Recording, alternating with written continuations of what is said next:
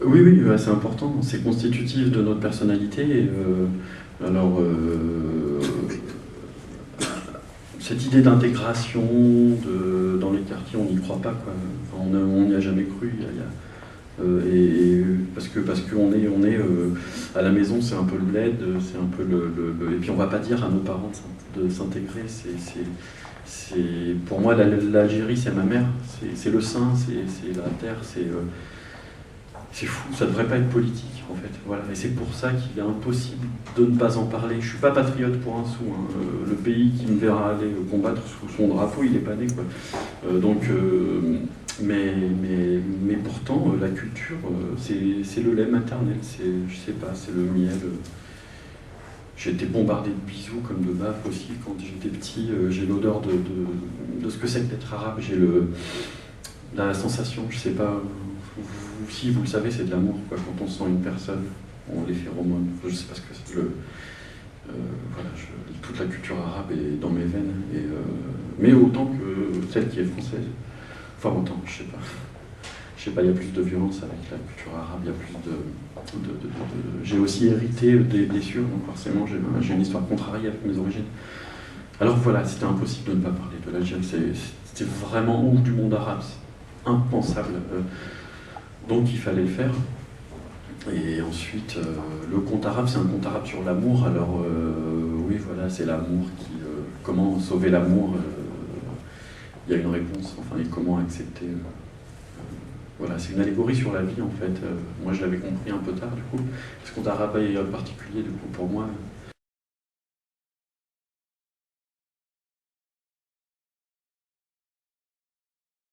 En fait, peut-être que la seule chose qui compte dans la vie, d'après moi, c'est de savoir quels sont nos désirs. En dehors de ça, je ne vois pas ce qui compte. D'autres.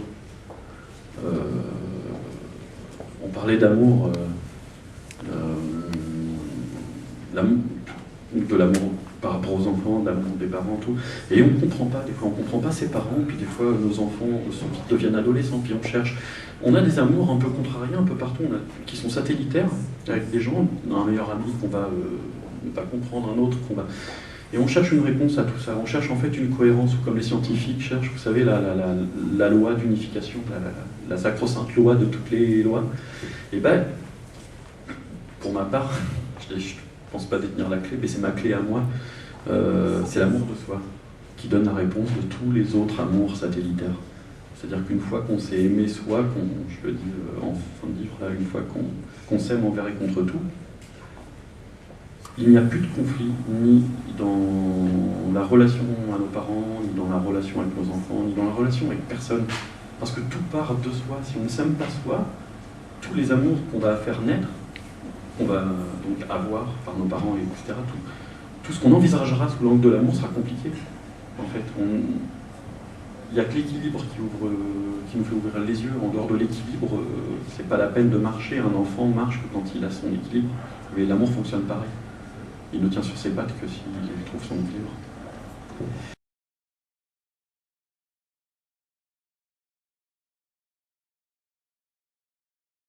Je sais que ce qu'on nous oppose en premier quand on parle, et donc je tiens à le dire avant d'amener les arguments suivants, c'est le premier argument, c'est d'être victime. Vous jouez les victimes. Voilà.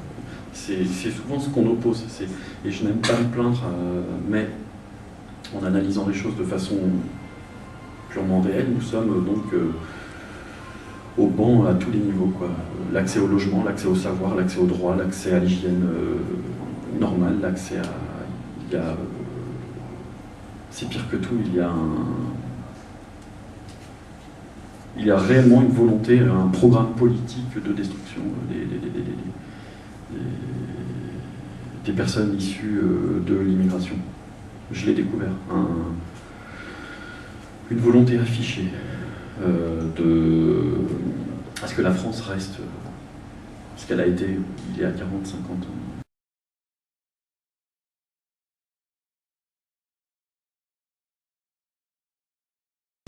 Il y a Howard Zinn, voilà, pour qui je vois un culte phénoménal. Il m'a fait réaimer l'histoire alors que l'école n'a pas réussi. Que je vous reconseille, enfin comme Jean-Christophe, si présent. Il y a en cinéma Peter Watkins, c'est le premier nom qui me vient à l'esprit. C'est un cinéaste qui a été boycotté partout. Il a déménagé, il a dû. Même Arte l'avait boycotté sur son film La Commune. Enfin, boycotté si on veut. Ils ont passé un film qu'ils ont commandé sur La Commune. Il est passé qu'une seule fois de minuit à 6h du mat. Son film dure 6 heures. Et c'est un cinéaste maudit. Mais alors, pour moi. Oui. Ce film est visible dans cette salle. Pour ceux qui le souhaitent, La Commune de Peter Watkins est visible dans cette salle aux heures d'ouverture. Et voilà, c'est super. Mais il est à découvrir pour moi, c'est le plus grand cinéaste du monde. Voilà. Parce que allez rechercher sur Google, etc. Intéressez-vous à ce type.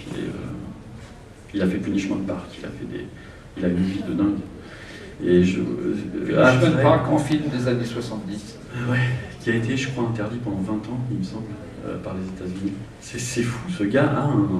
Enfin, voilà, alors d'autres. J'aime bien ces gens qui vont. Jack London. Je me suis senti... Votre personnage, d'ailleurs, découvre à un moment donné.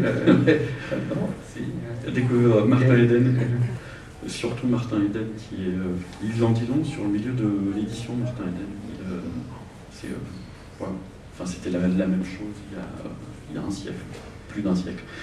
Des auteurs là comme ça, La Rumeur, un groupe de rap, avec laquelle généralement j'ai la chance de travailler.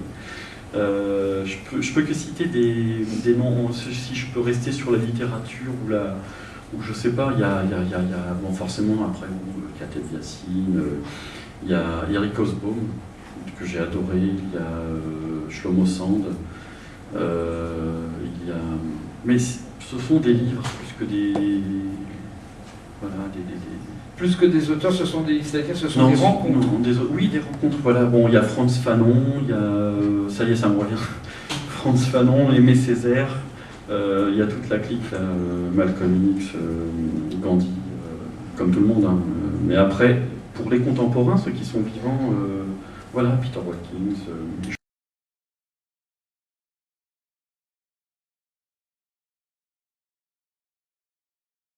Est-ce que vous êtes d'accord? Je ne peux pas renoncer, moi je trouve pas qu'il y ait une contradiction entre admettre et assumer son passé et qui on est, et ne pas se laisser catégoriser, classifier, et du coup, par la catégorisation, on nous reproche des actions qui échappent à cette catégorisation, et on nous les reproche après.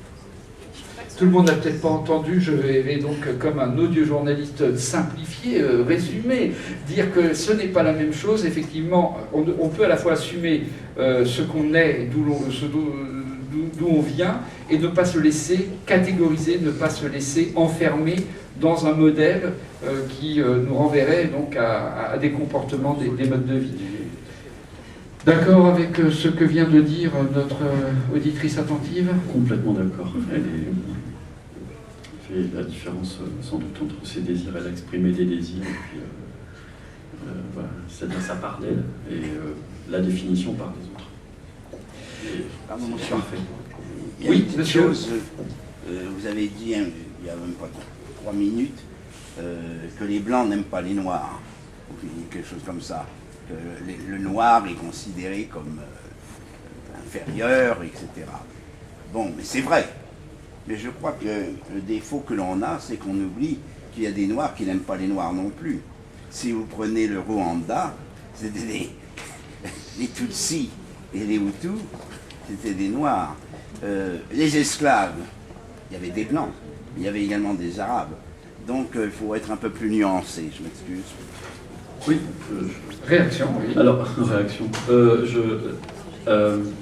Je peux enfin j'essaye, mais je vous rejoins, moins sur l'image du Rwanda, etc.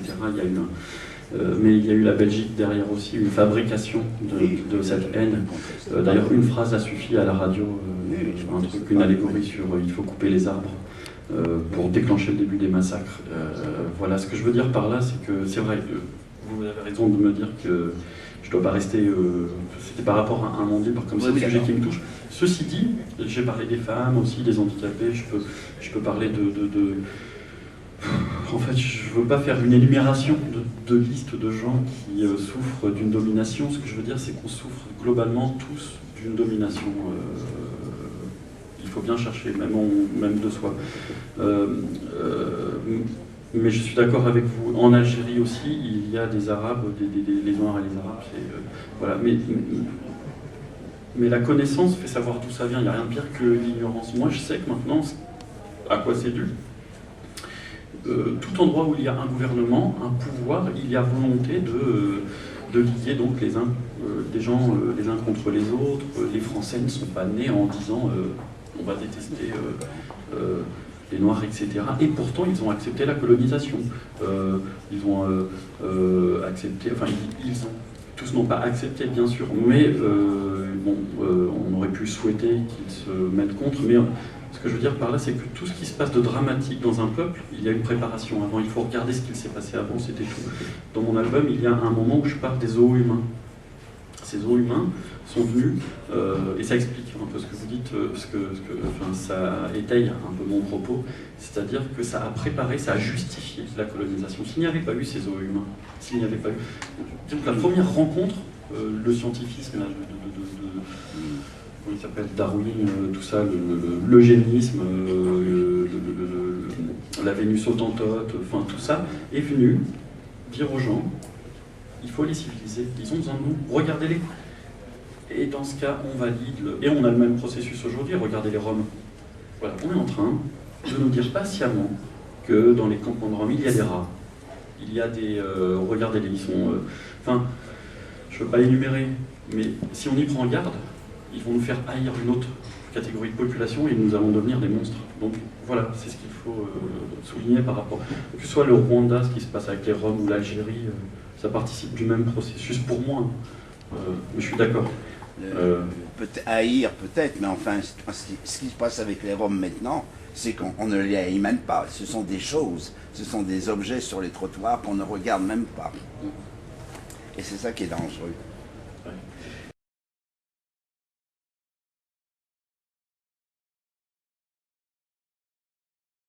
Je ne respecterai aucune de vos lois, ni celle des hommes, ni celle de Dieu. Cette phrase est magnifique. Alors, elle a été prononcée par Martin Caïl, quelqu'un dont on parle très peu, pas du tout, voire... si vous voulez savoir qui c'est, il faut regarder le film Le Général de John Boorman, film en noir et blanc magnifique. C'est un gars extraordinaire, il a existé. C'est un Robin des Bois des temps modernes, et le film est hilarant et parfait, et ce gars est génial. Bon, ben voilà. Et c'est un... Mais de là à inciter à la révolte, bien. Bah oui. Ouais. Je crois que c'est la seule chose que le pouvoir comprend, c'est une violence qui dépasse la sienne. Je ne vois pas d'autre solution. L'insurrection. On peut lui donner un autre nom, la libération. Partie prenante, je suis pour. Il y a un moment, j'étais avec des groupes anarchistes et tout, Samizdat, pour bloquer des trains on avait des horaires et tout, qui allaient mettre des chaînes nucléaires ailleurs, voilà. Donc c'est quelque chose que je connais, et puis Rémi Fraisse, sa mort et tout, je suis profondément concerné, comme beaucoup. C'est de nous qu'il s'agit à travers lui, et puis à travers aussi ce projet, mais je regarde plus haut. Je vous avouerai que sans vouloir, disons qu'on dispose de pas beaucoup de temps. Je regarde ailleurs, pour l'instant. Je vois les... Vous les poussez dans mes retranchements. Alors voilà, il y a... je regarde là où le mal est en train de se faire. Voilà, là où j'ai une envie de m'intéresser à ce qui nous fera perdre le moins de temps possible. Voilà. C'est-à-dire que pour l'instant, Sivens... ça va s'appeler par un autre nom, il va y avoir un autre scandale un jour, il va savoir. Ce sont des choses, les politiques sont des monstres froids, quoi. Ils n'ont que des calculs, sont des expériences, des monstres froids, même inconsciemment, sans le vouloir, ils ont seul le but compte. À partir de là, l'être humain n'est pas pris en compte. Donc ce que je voulais vous dire, c'est que pour l'instant les dangers sont plus énormes, je crois, pour moi en tout cas, ils sont entre la Commission européenne, les États-Unis, la place Robert Schuman dont je parle à Bruxelles, face à la Commission européenne, il y a les 300 lobbies des plus grandes multinationales sur la même place. Voilà, ils sont en face. Ce que je sais maintenant, c'est qu'avant, ils étaient un peu plus timides. Ils faisaient des propositions, voilà, des propositions techniques, d'expertise, etc. Ceux de la Commission européenne n'ont pas forcément le temps de lire un gros document, etc. Et puis maintenant, ce sont les lobbyistes qui se permettent d'écrire, de suggérer des lois. Ce qui veut dire que maintenant, des politiciens vont recevoir des documents sans trop les avoir retouchés, parce qu'on se dit, ok, ce sont des professionnels qui l'ont écrit, c'est le syndrome de la blouse blanche. On croit un professionnel parce qu'il a une blouse blanche. C'est une idée comme celle-ci. Et ce que je sais, c'est que pour l'instant, on est en train de nous fabriquer un avenir qui fait beaucoup plus peur que la mort d'un militant, sans vouloir lui manquer de respect et tout. Je suis heurté par ça, mais ils sont vraiment en train de tous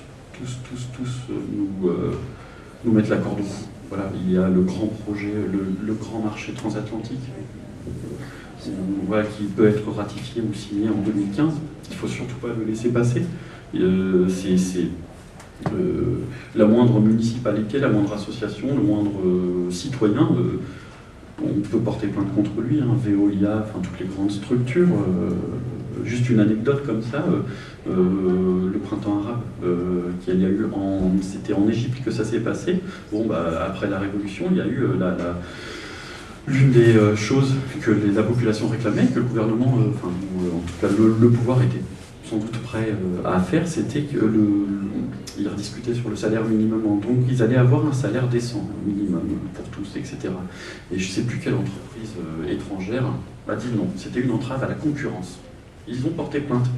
Voilà, ils ont porté plainte et ils ont gagné. Ce qui veut dire qu'une revendication du printemps arabe, d'une révolution, un souhait du peuple, non, une entreprise étrangère a le droit de porter plainte et de dire non, entrave à la concurrence, pas de salaire minimum pour vous. Voilà. C'est-à-dire que, voilà, ce sont des choses qui pour moi sont des dégâts qui sont plus importants, qui vont être plus massifs que la construction de quelque chose ici ou là. En fait, il faut avoir une vision globale un peu des choses. De toute façon, on criminalisait les militants depuis le début. Quoi. Greenpeace en vient à utiliser ces fonds financiers pour payer des avocats, des droits juridiques. Nous avons, on dirait, la bataille de Waterloo. Il y a une débandade.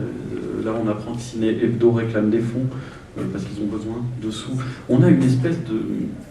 Voilà, je ne sais pas ce qui nous arrive. On dirait qu'on est comme des miettes. Il n'y a strictement aucune fédération. Donc Sivens va prendre de l'importance. Rémi Fraisse va être un nom très important. Qu'est-ce que je dois en penser de tout ça? Voilà. Moi qui parle de bavure policière, là je vois des politiciens dire oui, il faut dire c'est une bavure policière ce qui s'est passé, et je dois dire quoi par rapport à Abdelkader je suis un peu perdu là. C'est des noms, enfin j'ai plein de noms.